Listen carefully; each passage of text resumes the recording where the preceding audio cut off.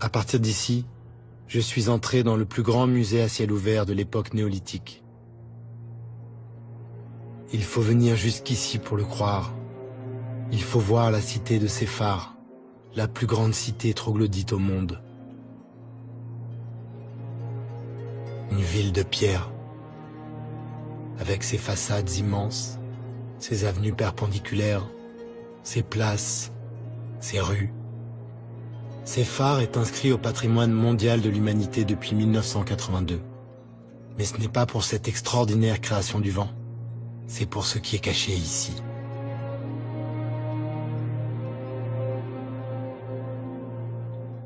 « 15 000 dessins et peintures rupestres ornent les murs de cette monumentale cité naturelle.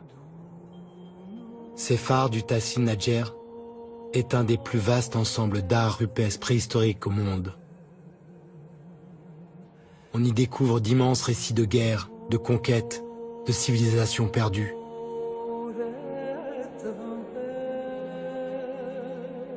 On découvre aussi combien ce désert n'a pas toujours été aride.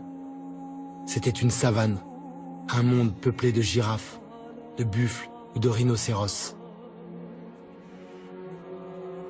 15 000 œuvres qui racontent 6 000 ans de changement du climat, de migration de la faune et d'évolution de la vie humaine aux confins du Sahara, comme un grand livre du désert.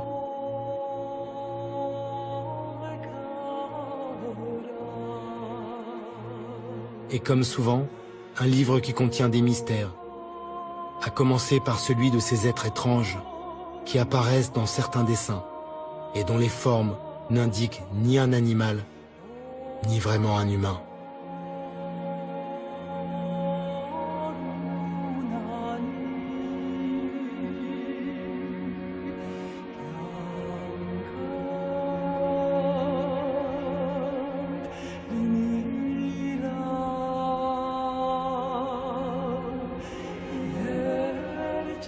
Rares sont les voyageurs qui s'aventurent au-delà de la cité de Séphar. Personne ou presque n'arrive jusqu'ici.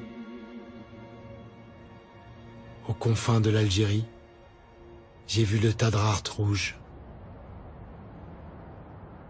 J'ai contemplé l'infinie beauté du monde, pour m'en souvenir à jamais. Puis je me suis agenouillé et j'ai fermé les yeux.